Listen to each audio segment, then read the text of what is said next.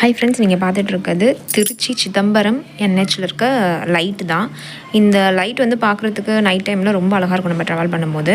ஆனால் இதில் வந்து பெரிய ஆபத்தும் இருக்குது. என்னென்னா, இந்த லைட்டு ரேஸ் படுற பக்கத்தில் இருக்கிற இடத்துல விவசாய சாகுபடி செஞ்சோன்னா அதில் எதுவுமே லாபம் பார்க்க முடியல அப்படின்னு சொல்கிறாங்க. இப்போ நான் இங்கே காட்டியிருக்க இடத்துல சோளம் பயிர் பண்ணியிருக்காங்க. இதில் டேரெக்டாக அந்த லைட் ரேஸ் வந்து விழுற மாதிரி ரோட்டுக்கு பக்கத்துலேயே இருக்குது.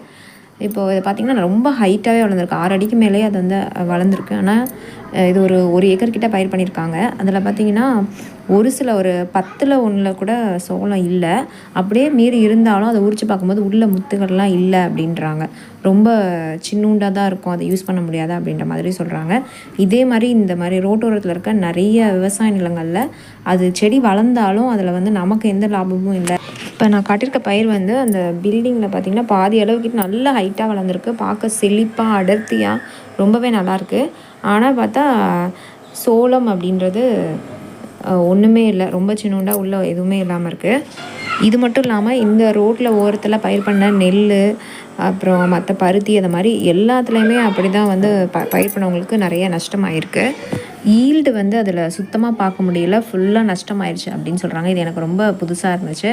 ஸோ இது மாதிரி நம்ம வந்து ரோட்டுக்கு பக்கத்தில் ஏதாவது இடம் வாங்கி அங்கே வந்து கார்டனிங் பண்ணணும்னு நினச்சோன்னா அது நமக்கு சக்ஸஸ் ஆகவே ஆகாது.